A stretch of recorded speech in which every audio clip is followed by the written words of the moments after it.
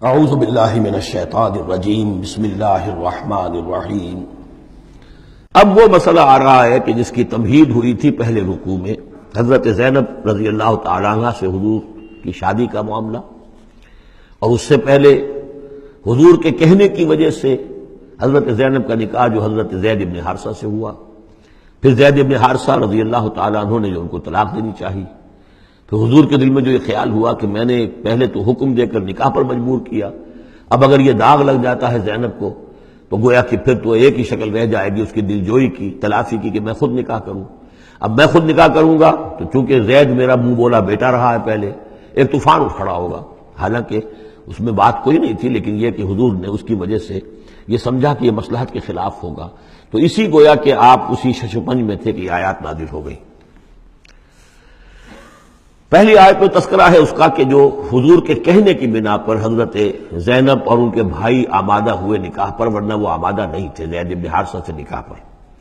وما كان لمؤمن ولا مؤمنة اذا قضى الله ورسوله امرا ان يكون لهم الخيرة من امرهم، یہ کسی بھی مومن مرد اور کسی بھی مومن عورت کے لیے یہ روا نہیں ہے کہ جب اللہ اور اس کا رسول کسی شے کا فیصلہ کر دیں تو پھر بھی انہیں یہ خیال ہو کہ ہمارے پاس آپشن باقی ہے، ہمیں اختیار حاصل ہے۔ وَمَن يَعْصِ اللَّهَ وَرَسُولَهُ فَقَدْ ضَلَّ ضَلَالًا بَعِيدًا، جو اللہ اور اس کے رسول کی نافرمانی کریں گے انہوں نے تو گویا کہ بہت بڑی گمراہی جو ہے وہ حاصل کر لی۔ تو یہ گویا کہ ایک تو یہ کہ اس کو عام ہم لیں گے تو یہ ہر معاملے کے اوپر ہے کہ اللہ اور اس کے رسول کے فیصلے کے بعد پھر میں یہ سمجھوں کہ میرے پاس کوئی آپشن ہے، تو اس کا مطلب ہے کہ میں اللہ کا انکار کر رہا ہوں، رسول کا انکار کر رہا ہوں۔ پس منظر میں وہی ہے کہ حضور کی فرمائش جو تھی ابتداءً تو چونکہ امیمہ ابن عبد المطلب حضور کی پھپھی تھی جن کی بیٹی ہیں حضرت زینب، اب یوں سمجھیے کہ قریش کا اونچا خاندان ہے، اور ادھر یہ ہے کہ حضرت زید ابن حارثہ غلام رہے ہیں، اگرچہ تھے شریف خاندانوں میں سے عرب کے، لیکن کبھی انہیں کہیں پکڑ کر کہیں کسی نے لا کر غلام بنا کر بیچ دیا تھا تو داغ تو لگ گیا غلامی کا، اور اس معاشرے میں وہ داغ پھر دھلتا نہیں تھا ایک دفعہ لگ جانے کے بعد۔ تو اس وجہ سے اب انہوں نے حضور کے لیے، حضور کے فرمانے کی وجہ سے نکاح کیا، اس کے بعد نہیں ان کی نبھی آپس میں، اور اس میں گمان غالب یہ ہے کہ حضرت زینب انہیں وہ نہیں دے سکی احترام اور ادب اور ان کی مرضی پر چلنے کا معاملہ، جیسا کہ ایک عورت کو فصالحات و قانتات حافظات للغیب جو رویہ ہونا چاہیے، اب وہ اپنے جذبات اور احساسات کے اوپر اس درجے جو ہے وہ کنٹرول نہ کر سکی، لہذا ان کے مابین جو ہے وہ موافقت نہیں ہوئی۔ تو حضرت زید نے کئی دفعہ کہا کہ حضور میں پھر ان کو فارغ کر دینا چاہتا ہوں، طلاق دینا چاہتا ہوں۔ استقول للذی انعم اللہ علیہ وانعمت علیہ امسک علیک زوجک، اے نبی جب آپ کہتے تھے اب اس شخص سے کہ جس پر اللہ نے بھی انعام فرمایا اور آپ نے بھی انعام فرمایا، آپ نے اسے آزاد کر دیا، اپنا منہ بولا بیٹا بنایا تھا، یہ دوسری بات ہے کہ اللہ نے وہ بات ختم کر دی، یہ تو زید ابن محمد کہلاتا تھا، اب یہ زید ابن حارثہ رہ گیا دوبارہ۔ آپ اس سے کہتے رہے امسک علیک زوجک، نہیں اپنی بیوی کو روکے رکھو، گھر میں آباد رکھو، ذرا اور کوشش کرو، ذرا اور کہ مزاجوں کی موافقت ہو جائے۔ واتق اللہ، اللہ سے ڈرو، اللہ کا تقوی اختیار کرو۔ وتخفی فی نفسک ما اللہ مبدیہ، اور آپ اپنے دل میں چھپائے ہوئے تھے وہ بات جو جس کو کہ اللہ تعالیٰ اللہ مبدی، جسے اللہ تعالیٰ کھولنا چاہتا ہے۔ وتخشى الناس، آپ لوگوں سے ڈر رہے تھے، واللہ احق ان تخشاہ، جبکہ اللہ زیادہ حقدار ہے اس کا کہ آپ اس سے ڈریں۔ فلما قضى زید منها وطرا، تو جب زید نے اس سے آخری قطع تعلق کر لیا، یعنی زکوٰۃ بھی دے دی، وہ طلاق بھی دے دی اور پھر عدت بھی پوری ہو گئی، زوجناکہا، اے نبی ہم نے تزویج کر دی ہے اس کی تمہارے ساتھ، زوجہ بنا دیا ہے، ہم نے نکاح کر دیا ہے۔ حضرت زینب پھر یہ کہا کرتی تھیں، دوسری ازواج مطہرات سے فخر کرتی تھیں کہ تمہارے نکاح سب کے جو ہیں زمین پر ہوئے، میرا نکاح آسمان پر ہوا ہے۔ جب حضور نے شادی کی ان سے پھر تو اللہ نے نکاح کیا، اللہ نے نکاح پڑھایا ہے۔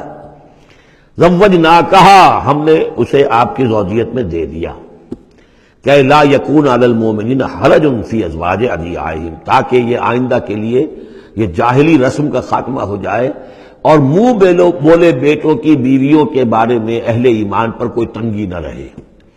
منہ بولا بیٹا اس کی بیوی تھی، آپ شادی کر سکتے ہیں، اسی طریقے سے اگر وہ اس کو طلاق دے دی ہے شادی کر سکتا ہے۔ یہ محرمات ابدیہ میں سے نہیں ہے، محرمات ابدیہ کی فہرست سورہ نساء کے اندر آ چکی ہے۔ وکان امر اللہ مفعولا، اور یہ تو اللہ کا وہ فیصلہ تھا کہ جو بہرحال پورا ہو کر رہنا تھا۔ یعنی یہ سب کچھ جو ہوا ہے نبی، اس میں بھی ہماری حکمت تھی، مصلحت تھی، کسی اور کے ذریعے سے یہ بات ہوتا تو یہ رسم ٹوٹتی نہ. بعض چیزیں رسمیں ایسی ہوتی ہیں کہ اتنی گہری ہوتی ہیں، ان کے اوپر لوگوں کا اتنا جو وثوق ہوتا ہے، یہ تو جب تک آپ کے ذریعے سے یہ رسم جو ہے غلط نہ ٹوٹتی تو اس کے ٹوٹنے کا امکان نہیں تھا. ہم نے اس کے لیے یہ سارا معاملہ کیا ہے. ما کان علی النبی من حرج فیما فرض اللہ لہ، نبی پر کوئی حرج نہیں ہے، کوئی مضائقہ نہیں ہے اس چیز میں جو اللہ نے اس کے اوپر عائد کر دی ہے، فرض کر دی ہے. سنت اللہ فی الذین خلوا من قبل، اور یہ اللہ کا وہ طریقہ ہے جو ان لوگوں کے بارے میں رہا جو پہلے گزر چکے. اللہ کے نبیوں کے ساتھ، رسولوں کے ساتھ اللہ کا یہی معاملہ رہا ہے. وکان امر اللہ قدرا مقدورا، اور یہ تو اللہ کا وہ معاملہ تھا کہ جو گویا کہ طے تھا، مقرر ہو چکا تھا، ہماری مشیت میں یہ پہلے سے طے تھا.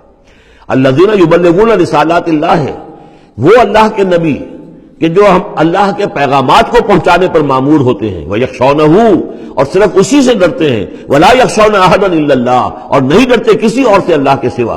وَكَفَى بِاللَّهِ حَسِيبًا، اور اللہ تعالیٰ کافی ہے کفایت کرنے والا یا حساب لینے والا. مَا كَانَ مُحَمَّدٌ أَبَا أَحَدٍ مِّن رِجَالِكُمْ، دیکھو محمد تم میں سے کسی مرد کے باپ نہیں ہے. حضور کو اللہ تعالیٰ نے اولاد نرینہ نہیں دی، جو دی تھی بچپن ہی میں اسے اٹھا لیا. آخری عمر میں بھی یہ سمجھیے کہ حضرت ماریہ قبطیہ، ان کے بطن سے حضرت ابراہیم کی ولادت ہوئی ہے. اور یہ ایک عجیب مسئلہ ہے کہ حضرت ابراہیم کے عقد میں یا آپ کے نکاح میں آئیں ہاجرہ، وہ بھی مصر کی تھیں جن سے اسماعیل کی ولادت ہوئی. اسماعیل کی نسل میں حضور ہیں صلی اللہ علیہ وسلم. پھر مصر ہی سے ایک ماریہ قبطیہ آ رہی ہیں، اور ان کے بطن سے جو بیٹا ہوا اس کا نام حضور نے ابراہیم رکھا. اور حضور کو بہت محبوب بھی تھا، لیکن وہ بہت ہی چھوٹا ہستہ تھا، بچپن میں ہی فوت ہو گیا ہے، اور حضور کو اس کا افسوس بھی ہوا.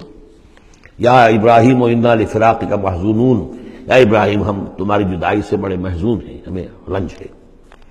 بہرحال ما کان محمد ابا احد من رجالکم، تمہارے مردوں میں سے کسی کے باپ نہیں ہے. یہ زید بن حارثہ کے باپ نہیں ہے. زید بن حارثہ منہ بولا بیٹا تھا، اب جب کہ ہم نے حکم نازل کر دیا ہے اب وہ سلسلہ منقطع ہو گیا. ولیکن رسول اللہ و خاتم النبیین، بلکہ یہ اللہ کے رسول ہیں اور نبیوں کی مہر ہیں. اب نبوت ختم ہو رہی ہے ان پر، اب کوئی نبی آنے والا نہیں. لہذا جتنی بھی رسومات جاہلیت کی تھیں اگر ان کے ذریعے سے وہ ختم نہ ہو تو پھر کس کے ذریعے سے ختم ہوگی.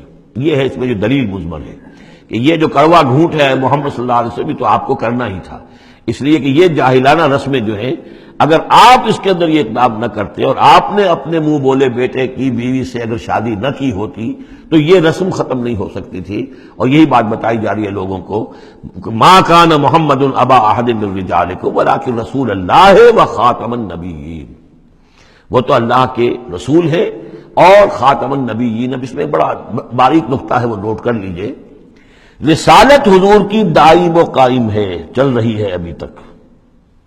فرق صرف یہ ہے کہ اس وقت تک براہ راست آپ بنفس نفیس اپنی رسالت کے فرائض ادا کر رہے تھے، اب بائی پروکسی ہے، اب امت کے ذریعے سے ہے. جو بھی آپ کے امتی ہیں، جو بھی دین کے خادم ہیں، جو بھی قرآن کے پیغام کو پہنچا رہے ہیں، جہاں تک پہنچا رہے ہیں وہ رسالت محمدی کا پیغام پہنچ رہا ہے. رسالت محمد کی ہے صلی اللہ علیہ وسلم. جیسے کہ ہم نے سورہ انعام میں آیت پڑھی تھی، اوحی الی ھذا القرآن لانذرکم بہ ومن بلغ، اے نبی ان سے کہہ دیجئے یہ قرآن مجھ پر وحی کیا گیا ہے تاکہ اس کے ذریعے سے میں تمہیں بھی خبردار کر دوں اور جسے بھی یہ قرآن پہنچ جائے. اسی لیے امت کو آپ ہدایت دے کر گئے تھے فَلْيُبَلِّغِ الشَّاهِدُ الْغَائِبَ، اب یہ تمہارا کام ہے اس قرآن کی تبلیغ کرو اور پہنچاؤ، جو بھی یہاں نہیں ہے ان تک پہنچاؤ. تو گویا کہ رسالت محمدی ختم نہیں ہوئی ہے، رسالت محمدی تو چل رہی ہے. لہذا ختم کا لفظ جو آیا ہے وہ رسالت کے ساتھ نہیں آیا، نبوت کے ساتھ آیا. نبوت ختم ہو گئی جب وحی کا دروازہ بند ہو گیا، نبوت ختم ہو گئی. نبوت محمدی آپ کی ذات کے ساتھ تھی، وہ جیسے ہی آپ کی ذات جو ہے وہ اس دنیا سے اس نے پردہ کیا، اس کے ساتھ ہی آپ کی وہ نبوت کا دروازہ بند ہو گیا. لیکن رسالت محمدی وہ تو دائم و قائم ہے. اسی لیے یہاں دیکھیے ولیکن رسول اللہ ہے وخاتم النبیین، آپ تو اللہ کے رسول ہیں اور دائم ہیں اور قائم ہیں، اور خاتم النبیین ہیں اور نبیوں کی مہر ہیں. وکان اللہ بکل شیء علیما، اور یقیناً اللہ تو ہر چیز کا علم رکھنے والا ہے. صدق اللہ العظیم.